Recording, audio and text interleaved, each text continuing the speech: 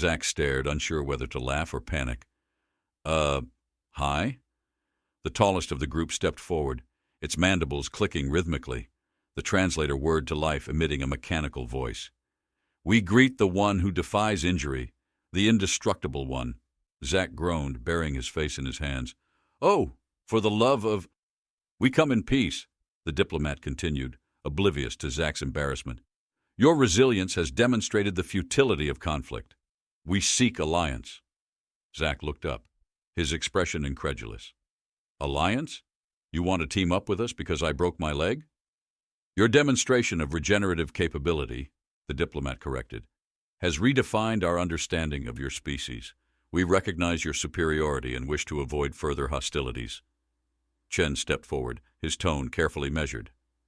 We appreciate your willingness to negotiate. I'm sure our leaders will be happy to discuss terms. The Vardaxians bowed, their movements awkward but sincere. As they filed out of the tent, Zack turned to Chen, his expression a mix of disbelief and amusement. Did that just happen? Zack asked. Oh, it happened, Chen replied, smirking. Congratulations, Thompson. You've officially ended a war by being clumsy. Zack shook his head, a laugh bubbling up despite himself. You know, Doc, if I ever write a memoir, this is going to be the weirdest chapter. Call it what you want, Chen said, clapping him on the shoulder. But you've done something no one else could. The galaxy's a little quieter because of you. As the weeks passed, the story of the Leg Day incident spread like wildfire. It became the stuff of legends, complete with embellished retellings and an annual celebration involving mock battles and, of course, plenty of leg exercises. Zack, much to his chagrin, became a household name, though he often joked that he still couldn't do a proper squat. In the end, Zack's broken leg didn't just heal. It became a symbol of humanity's resilience, humor, and ability to turn even the most mundane situations into something extraordinary. And as he watched the peace talks unfold, he couldn't help but grin. After all, it wasn't every day that a simple misstep changed the course of history. What kind of mad genius builds something like this? Ravi's voice came through as he ran scans from engineering. The architecture's wrong. Curves where there should be angles, angles where there should be... Wait, are those spires moving? Moving how? Zara asked, her heart pounding with excitement. Like, they're breathing. A shiver ran down her spine, but Zara shoved it aside. She wasn't the type to let a little existential horror get in the way of a payday. The boarding team gathered at the airlock. Zara led the way, her worn leather jacket flapping slightly in the zero-gravity environment. Behind her, Kenzie Mao, their resident scientist, bounced with uncontainable energy.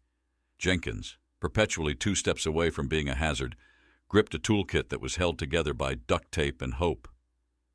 You know, Jenkins said as they waited for the airlock to cycle, this reminds me of that horror movie. The one where the crew boards the spooky ship and everyone dies horribly. Thanks for that, Jenkins, Kenzie deadpanned, adjusting her scanner. Your optimism is a real morale booster. Anytime. With a hiss and a clunk, the airlock doors opened. The team stepped into the alien ship, their boots clanking against the metallic floor. The air, or lack thereof, felt heavy, as if the ship itself were watching them. Holy, Kenzie whispered, her scanner humming. This place is incredible. It was. The walls shimmered like liquid metal, rippling faintly as if reacting to their presence. Lights pulsed softly, their colors shifting in ways that defied the visible spectrum. The corridors curved and twisted, playing tricks on the eye. Zara's head swam, but she pressed on. They reached a large chamber that could only be the bridge. It was vast and cathedral-like, with crystalline panels forming a dome above them. In the center stood a console, pulsing faintly like a heartbeat. This is it, Zara said, stepping forward. The jackpot. Cap, Jenkins muttered, his voice unusually cautious. I don't like this. Feels alive. Alive? Kenzie scoffed, running her scanner over the console. It's a derelict, Jenkins. Just a really advanced one. Before Zara could respond, the console lit up, flooding the chamber with blinding light. Symbols and shapes danced across the walls, accompanied by a low hum that built into a resonant boom. "Kenzie," Zara said, backing away, "tell me you didn't touch anything." "I didn't," Kenzie yelled over the noise. "I think it's waking up on its own." The hum grew louder, vibrating through the floor. Panels lit up one by one, casting eerie shadows. The ship seemed to come alive, its systems reactivating in a cascade of light and sound. "Cap," Jenkins stammered, "we're not alone." From the shadows emerged a shape, skeletal yet crystalline, humanoid but alien. It was a figure frozen in time, its 4 arms reaching for a control panel. Its body, encrusted with jagged crystals, shimmered faintly. Kenzie stepped forward, her scanner trembling in her hands. "It's one of the crew, or what's left of them." "What happened here?" Zara murmured, her voice barely above a whisper. Suddenly the chamber shuddered, and the lights flickered. The hum intensified, now almost deafening. The console's symbols rearranged into a pattern that seemed to glare at them. "I think it's mad we're here," Jenkins yelled, clutching his toolkit like a lifeline. "Back to the ship!" Zara barked, adrenaline surging. "Now!" The team scrambled back through the twisting corridors, the ship's lights flashing in rhythmic bursts as if guiding or chasing them. Zara's heart pounded as they reached the airlock, the second wind waiting just beyond. As they launched back to their own ship, Zara watched the alien wreck through the viewport. It pulsed faintly, almost like it was breathing, the lights forming patterns that hinted at a mind awakening. "Cap," Marcus's voice came through the comm. "What the hell was that?" Zara leaned back, her pulse still racing. "A mystery, and we're going to solve it." The alien ship loomed in the distance, its elegant design both beautiful and menacing. For Zara and her crew, it was a promise and a challenge, and she couldn't wait to claim it. The second wind floated like a nervous bystander near the alien vessel, its dull, boxy silhouette dwarfed by the towering spires and sweeping curves of the mysterious wreck. From the bridge, Zara leaned forward in her chair, tapping her fingers on the console as she stared at the alien ship, which now pulsed faintly, almost like a heartbeat. It was the kind of ship that haunted dreams, a perfect blend of awe and menace. "So," Marcus said, breaking the silence, "we barely escaped with our skin, and now you want to go back in?" Zara shot him a sharp look. "You say barely escaped. I say left before things got interesting." "Interesting?" Marcus groaned, pinching the bridge of his nose. "The ship practically came alive, Captain." "What if it decides it doesn't like visitors?" "Then we'll charm it, like we always do." Zara turned to the comms panel. "Ravi, what's the status on that energy scan?" Ravi's voice crackled over the speaker, tinged with excitement. "The ship's core is stabilizing, Captain. Whatever we woke up, it's now drawing power from, well, everything. The residual energy's spiking. If I had to guess, it's running diagnostics." "Diagnostics," Marcus muttered. "Or planning our demise." "Let's hope it likes us enough to hold off on the demise part," Zara said, strapping on her boarding gear. "We're going back in."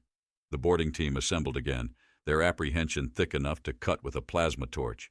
The air in the docking bay smelled faintly of burnt ozone and machine oil, mingling with the chemical tang of their environmental suits.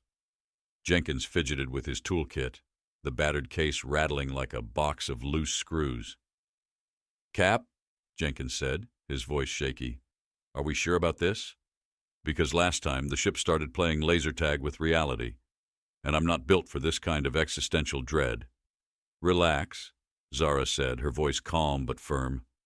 "If things go sideways, you can always throw your toolkit at it and hope for the best." "That's my good toolkit," Jenkins protested. Zara smirked, tapping her helmet's visor. "Then you'd better stick close and let me do the talking." The airlock cycled open with a hiss and a metallic clunk. They stepped into the alien ship, and the first thing that hit Zara was the sound. A low, resonant hum reverberated through the walls, like the purring of a slumbering beast. It wasn't loud, but it pressed against her ears, vibrating in her chest. The sound was alive, and it unsettled her in a way she couldn't quite name. "Okay," Kenzie said, her voice crackling over the comms. "Either that's the ship's core, or we're standing inside the galaxy's largest tuning fork." The corridor stretched ahead, its walls shimmering faintly. Touching them felt like running a hand over smooth glass, though they pulsed faintly under her fingertips as if aware of the intrusion. A faint, metallic tang hung in the air, prickling at the back of Zara's throat even through the filters in her suit. "Keep your eyes peeled," Zara said, leading the team forward. "If this thing wants to talk, we're listening."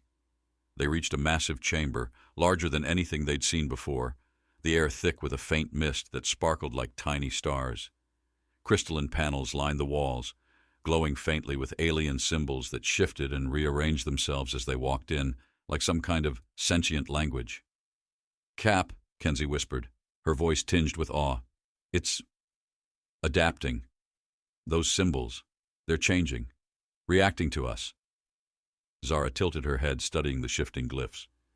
"Think it's trying to tell us something?" "Either that or it's figuring out which one of us tastes best," Jenkins muttered, gripping his toolkit like a talisman. "Relax, Jenkins," Zara said. "You're probably too salty." Kenzie approached the central console, which stood like an altar in the middle of the room. It pulsed faintly, a crystalline structure that shimmered with light. The air around it was colder, sharp with a chill that bit at her skin, even through her suit. "Ravi," Zara called into her comm. "What's this console doing?" Ravi's reply was quick and excited. "It's connected to the ship's core, Captain. Whatever you do, don't—" Kenzie's scanner beeped as she brushed the console's surface. The entire chamber flared with light, bathing them in a blinding glow that turned shadows into ghosts on the walls. A deep, resonant boom filled the air, the sound vibrating through their bones. "Touch it," Ravi finished weakly over the comm. Kenzie stumbled back, hands raised in surrender. "I didn't do anything, it just reacted." The console's glow shifted, the crystalline structure rearranging itself into jagged spires.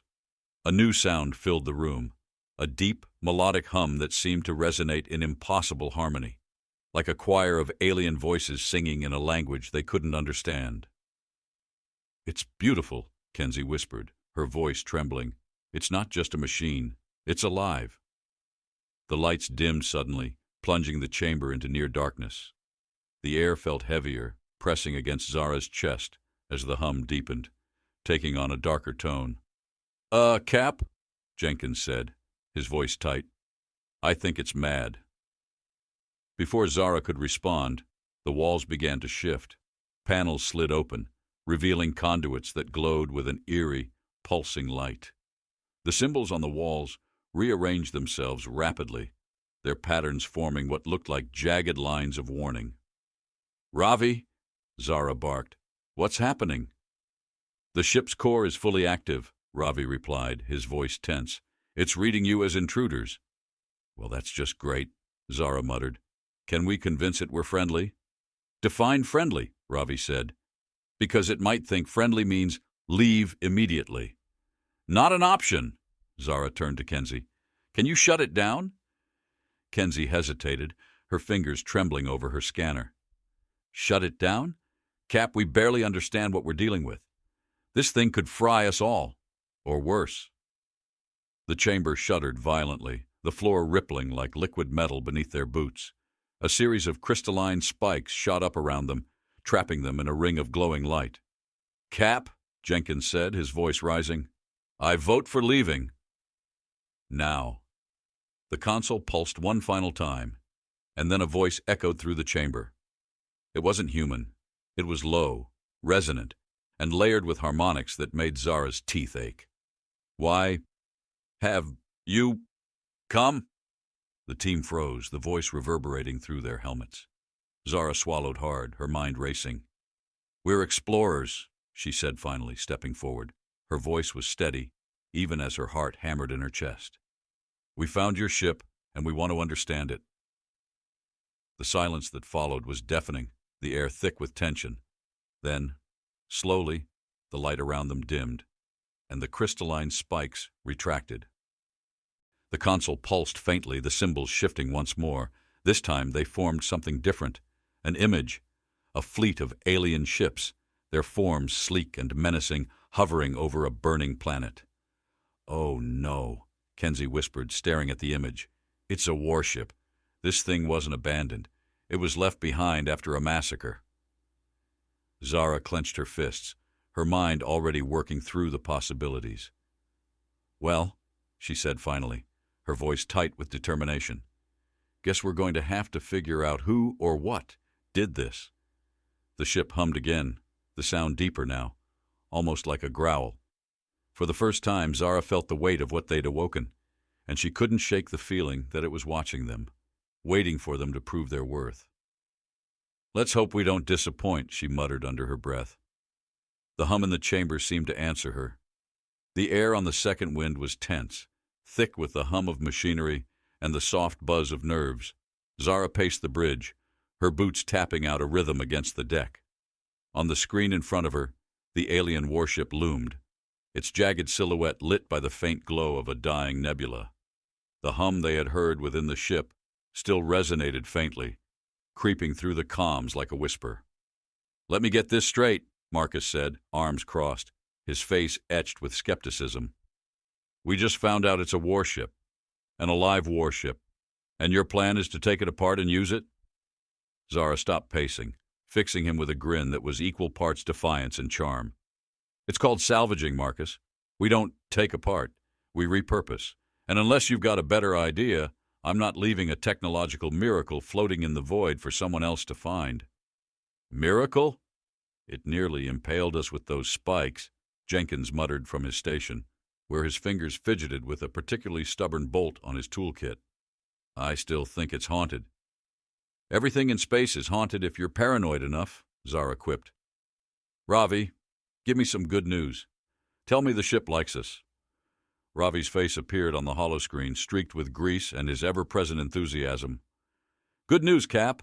I managed to sync our basic systems with the alien interface. It's adapting to our tech faster than I can even measure.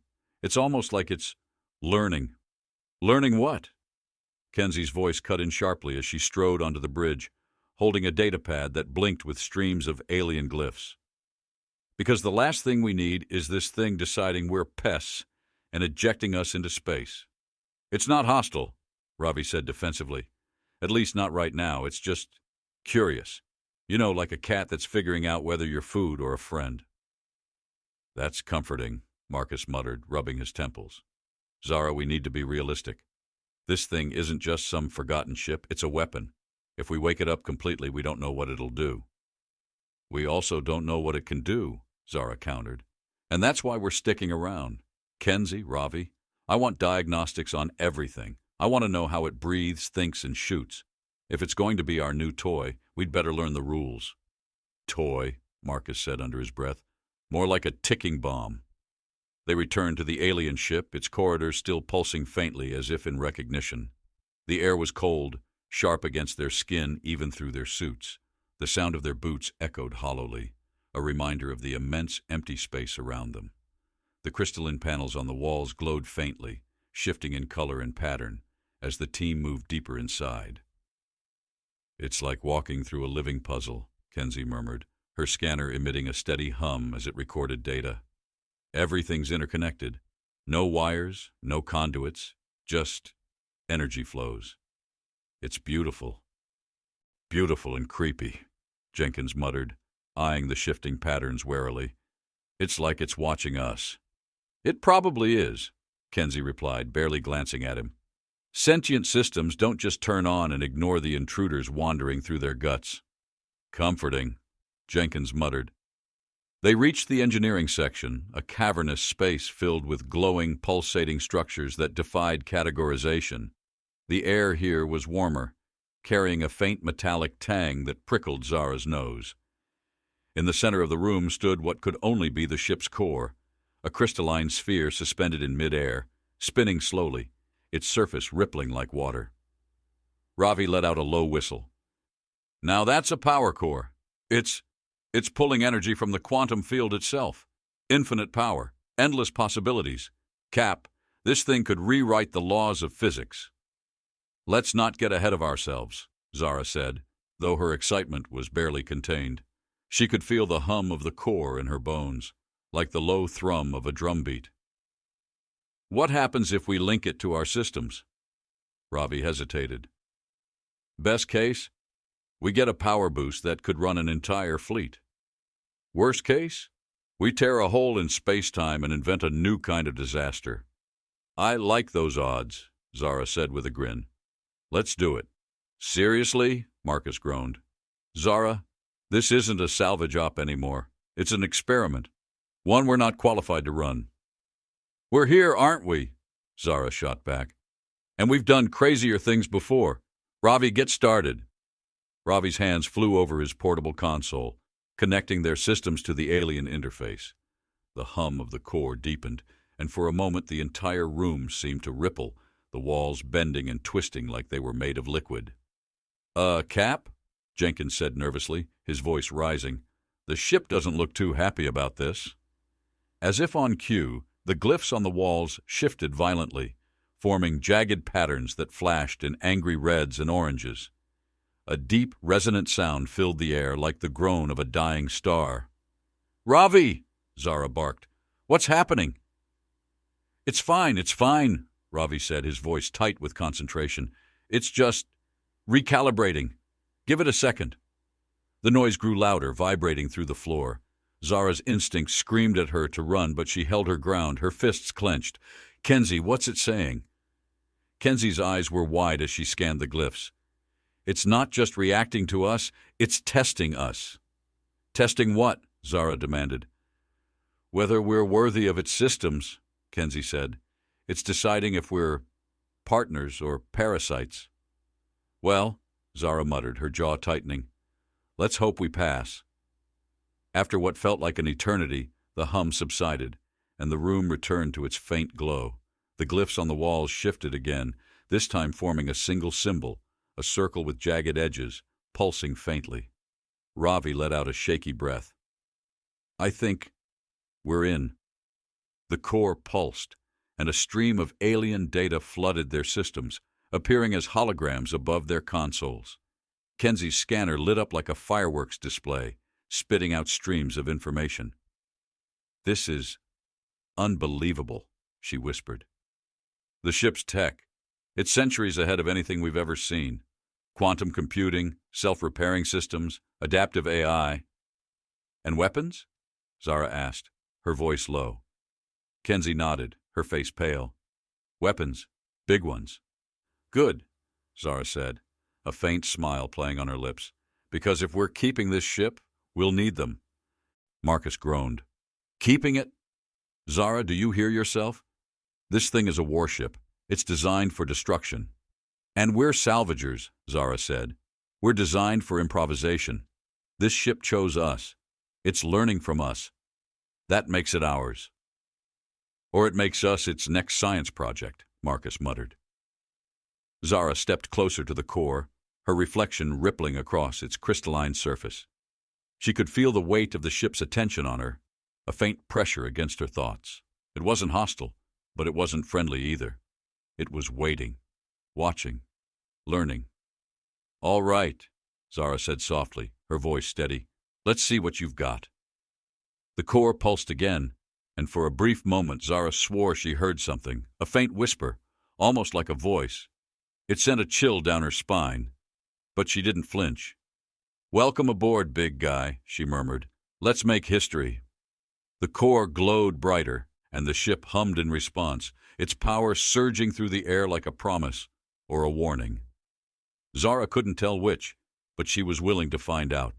The hum of the alien ship was no longer just a sound. It was a presence. Zara felt it vibrating in her bones as she stood in the engineering chamber, staring at the crystalline core that pulsed like a heartbeat. The soft, shifting lights around them had taken on a rhythm, almost like breathing. It wasn't just alive, it was aware. You felt that too, right? Kenzie said, her voice barely above a whisper. Her hands gripped her scanner like it was the only thing keeping her tethered to reality. That whisper? Like it was thinking? I heard it, Zara said firmly, stepping closer to the core. The faint glow of its surface danced across her visor, refracting into impossible colors. "Ravi, is this thing trying to talk to us, or did we just short-circuit its brain?"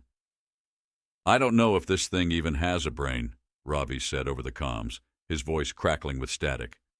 "But whatever it is, it's integrating with our systems faster than I thought possible.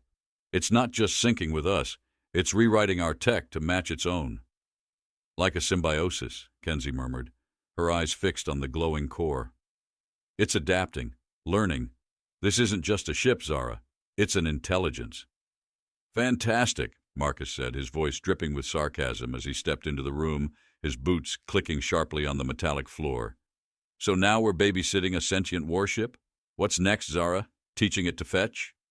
Zara smirked, her hands resting on her hips. "If it fetches plasma torpedoes, I won't complain." Before Marcus could reply, the core flared with light, brighter than before. The glow spilled into the room, casting long, jagged shadows that danced on the walls. The glyphs on the crystalline panels began to shift again, their patterns faster and more complex. The air grew heavier, the faint metallic tang thickening until it almost burned in Zara's nostrils. And then it spoke. "Designation: unknown. Query: purpose of integration." The voice echoed in their helmets, a layered, harmonic sound that was both alien and oddly human. It wasn't loud, but it vibrated through them, resonating in a way that felt too close, too intimate. Kenzie froze, her eyes wide. "It's asking us why we're here."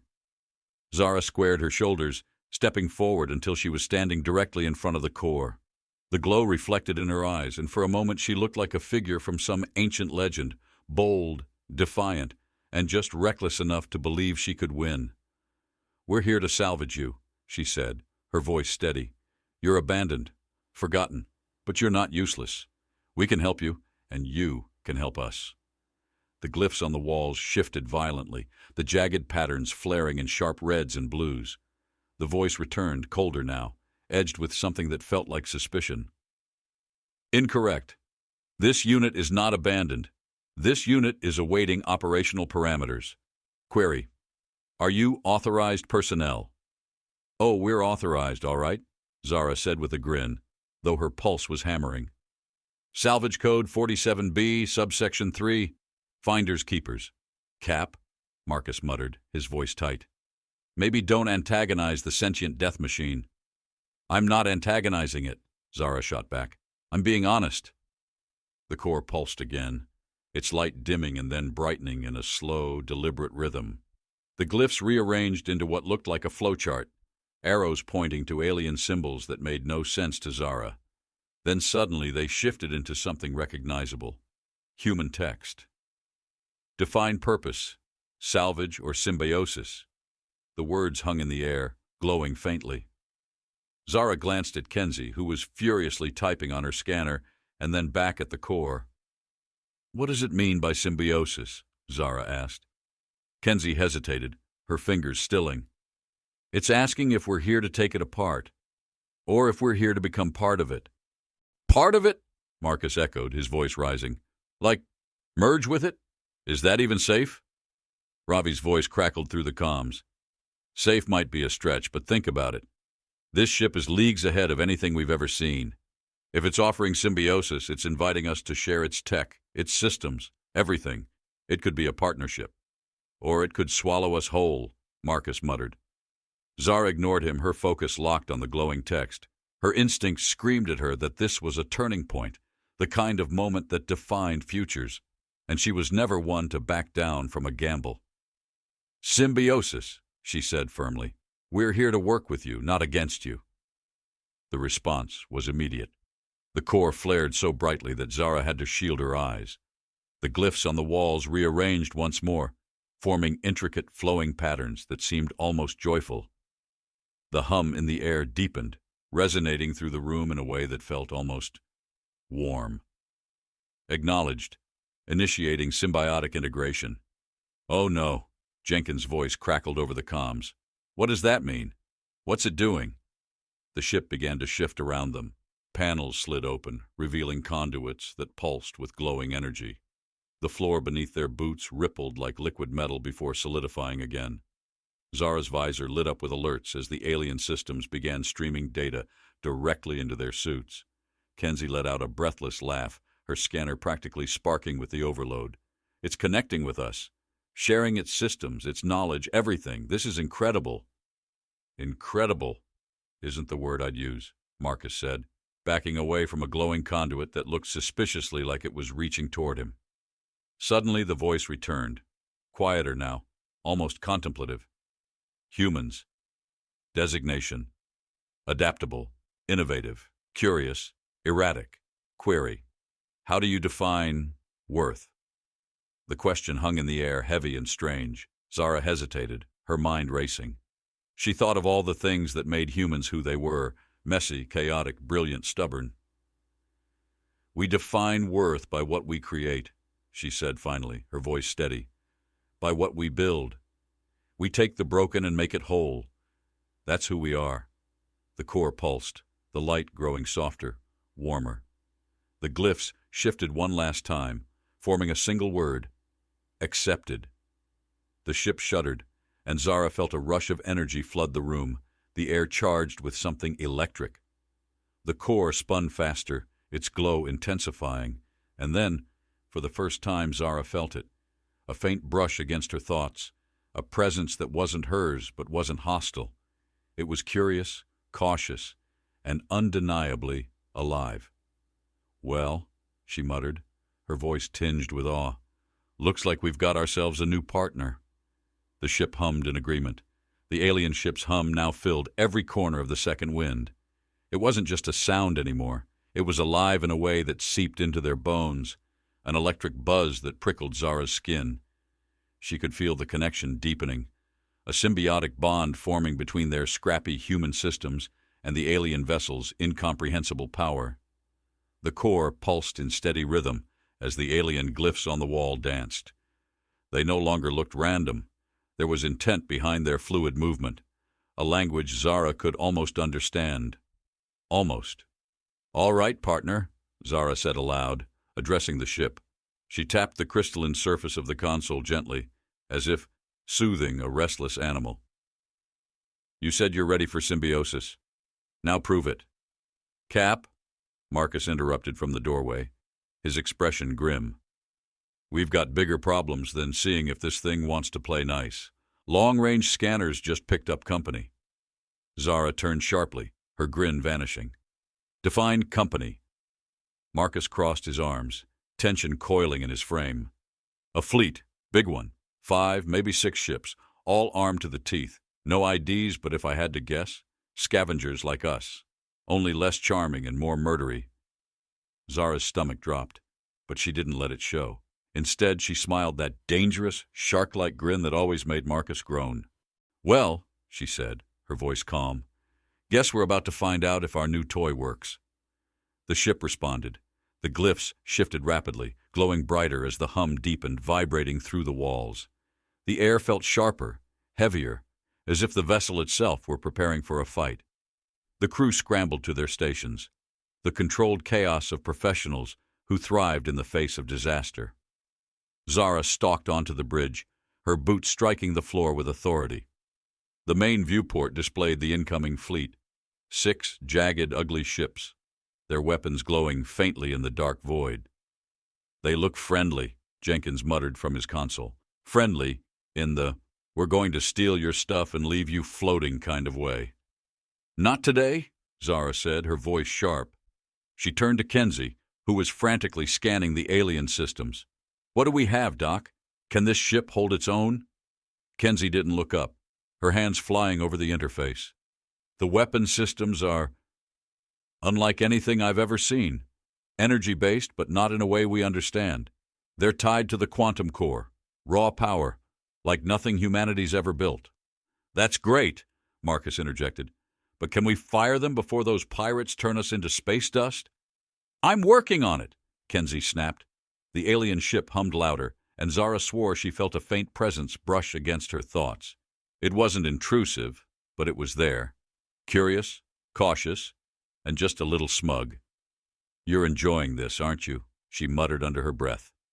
The ship pulsed, and Zara grinned. All right, partner. Show me what you've got. The scavenger fleet hailed them, the incoming transmission flashing onto the main viewport. A scarred man with a cybernetic eye filled the screen, his voice gravelly and laced with disdain. This is Captain Reyes of the Iron Fang. You're sitting on our prize, salvage rats. Hand it over, and maybe we won't skin you alive. Zara leaned forward, her grin razor-sharp. Oh, Reyes, sweetheart. I didn't realize this sector had your name on it. Did I miss the big property of Space Jerks sign? Reyes' cybernetic eye glowed ominously. You've got 10 seconds to comply. Or what? Zara drawled, leaning back in her chair. You'll pout us to death? Zara, Marcus muttered warningly. Reyes didn't bother replying. The comms cut out, and on the screen the scavenger fleet surged forward, their weapons charging. Warning lights flashed across the second wind's panels as the first barrage streaked toward them. The ship's hum reached a crescendo. The alien glyphs on the walls flared, their light flooding the bridge. Zara felt it again, that faint brush against her mind. This time it wasn't just curiosity. It was intent. The ship was ready to fight. Brace! Zara shouted, gripping her chair as the first wave of plasma fire hurtled toward them. But the ship reacted before the crew could even flinch. A shimmering field of light erupted around the vessel, absorbing the attack with a soft, almost dismissive hiss. Holy, Jenkins whispered, staring wide-eyed at his console. That's not a shield. It's redirecting the energy. Kenzie's voice was breathless, filled with awe. It's quantum absorption. The ship's feeding off their attacks. The more they fire, the stronger it gets. Zara laughed, the sound sharp and electric. Oh, Reyes is going to hate this. The ship responded to her unspoken command. Panels on the walls slid open, revealing crystalline structures that pulsed with light. Energy built within them, humming with raw, barely contained power. Marcus, Zara barked, target those lead ships. Let's show them what happens when you poke the bear. Marcus hesitated for only a second before his fingers flew over the controls. The alien systems responded instantly, adapting to his commands as if reading his intentions. The ship fired. It wasn't like any weapon Zara had ever seen. A lance of pure, shimmering energy shot forth, distorting the very fabric of space as it struck the nearest scavenger ship. The vessel didn't explode. It simply vanished. One moment it was there, the next, it was gone, as if erased from existence. The bridge fell silent. Did we, Jenkins stammered, did we just delete a ship? Apparently, Kenzie murmured, her eyes glued to the readings. The weapon doesn't destroy. It phases targets into an alternate quantum state. They're somewhere, just not here. I love this ship, Zara said, her grin widening. The scavenger fleet hesitated, their formation faltering as the remaining ships scrambled to regroup. But the alien ship wasn't done. The glyphs on the walls shifted again, their patterns becoming sharper, more aggressive. It's not waiting for orders, Kenzie said, her voice tinged with both awe and fear. It's taking initiative. The ship moved. It wasn't like the sluggish, calculated maneuvers Zara was used to. This was something else entirely, fluid, almost graceful, as if the vessel were alive. It darted through the scavenger fleet, its energy weapons firing in precise surgical strikes. Each shot was devastating, reducing ships to debris, or in some cases, nothingness. Is it showing off? Jenkins asked, his voice incredulous. Oh, it's definitely showing off, Zara said, her eyes gleaming, and I love it. The scavenger fleet broke apart, their remaining ships fleeing into the void. The hum of the alien vessel softened, its lights dimming as the tension faded. On the bridge, the crew sat in stunned silence, the weight of what they'd just witnessed sinking in. Well, Marcus said finally, his voice dry, that's one way to handle a pirate problem. Zara leaned back in her chair, her grin never faltering. Told you this ship was worth it. Kenzie's scanner beeped, drawing her attention. Her brow furrowed as she read the data. Cap, The ship's energy levels are spiking again.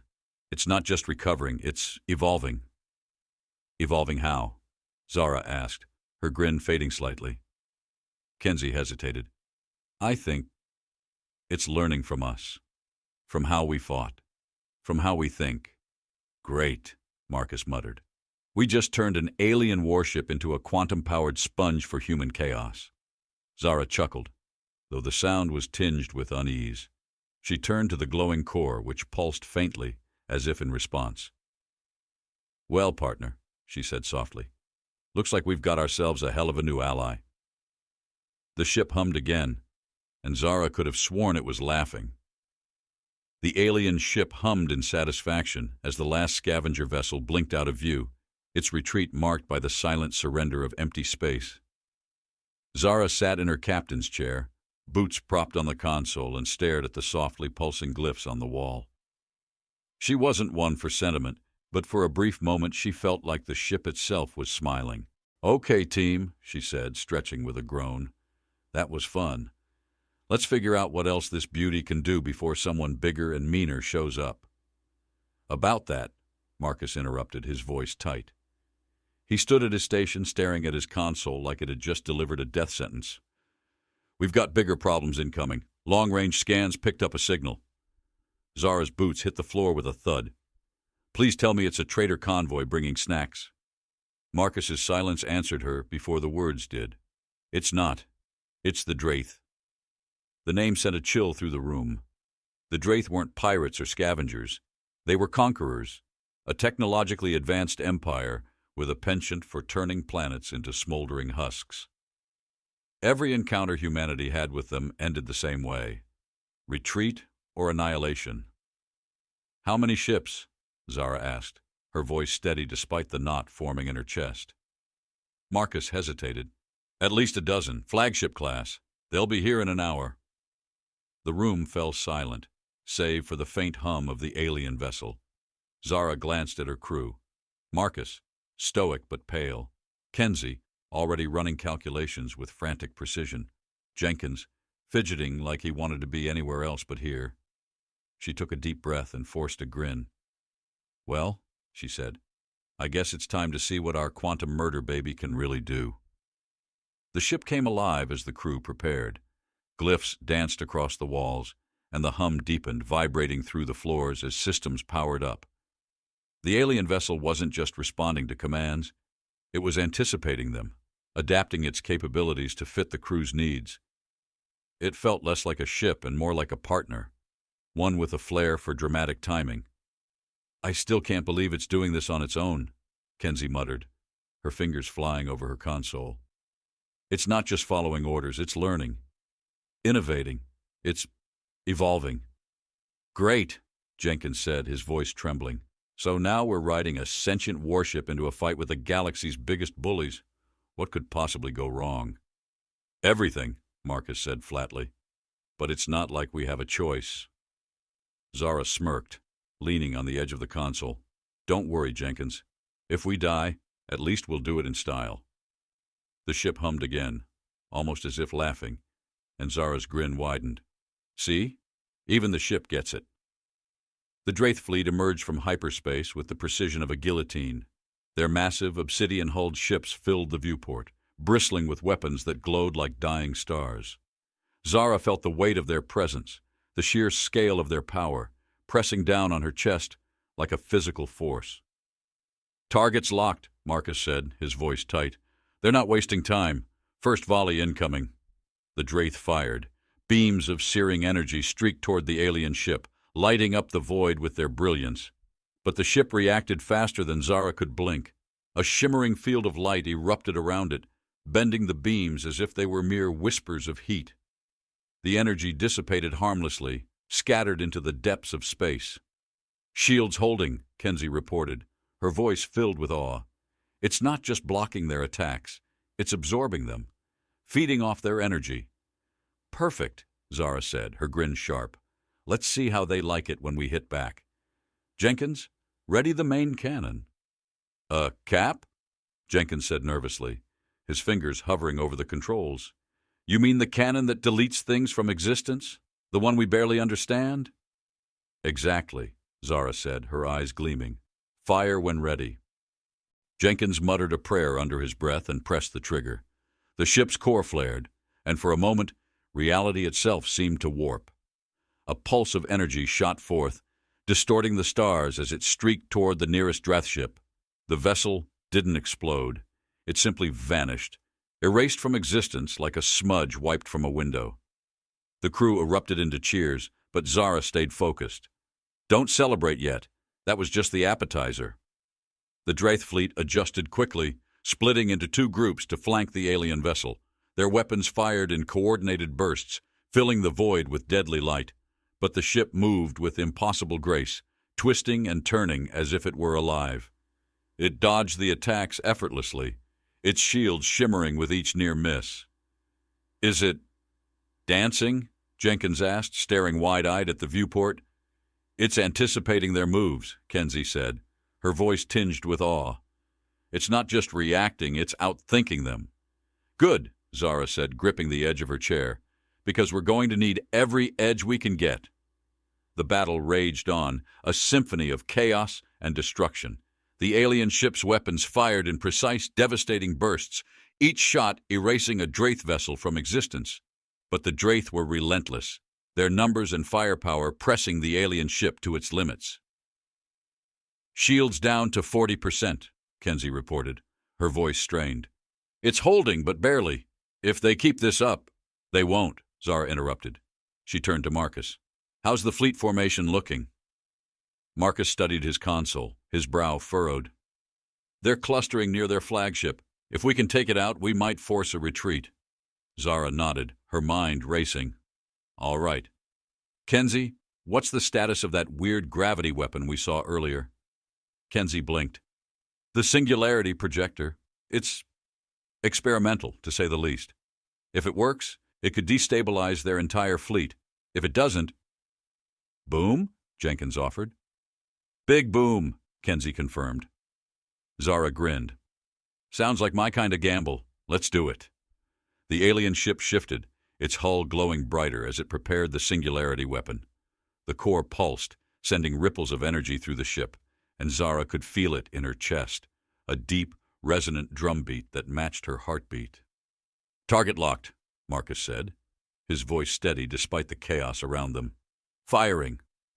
The ship's core flared, and a sphere of dark, shimmering energy erupted from its center. It streaked toward the Draeth flagship, distorting space as it moved. When it struck, the effect was immediate and catastrophic. The flagship crumpled inward, pulled into the singularity's crushing grip. The surrounding ships were caught in the gravitational wave, their formations breaking apart as they struggled to escape. One by one they vanished, consumed by the void. The singularity collapsed, leaving only silence. The crew sat in stunned silence, the hum of the ship the only sound. On the viewport, the Draeth fleet was gone, nothing but empty space remaining. Well, Zara said, breaking the silence. That was satisfying. Kenzie let out a shaky laugh. Satisfying? That was insane. We just took out a Draeth fleet with one shot. Correction, Marcus said. The ship took out the fleet. We just pressed the buttons. Zara turned to the glowing core, which pulsed faintly, its light softer now. She could feel the presence again, brushing against her thoughts. It wasn't smug or triumphant. It was grateful. You did good, partner, Zara said softly. Real good. The ship hummed in response, and for the first time, Zara thought she understood. It wasn't just a weapon or a machine. It was alive, and it had chosen them. All right, team, Zara said, standing tall. Let's head home. Something tells me we've got a lot of explaining to do. The alien ship turned gracefully, its lights flickering like a satisfied smile, and together they disappeared into the void.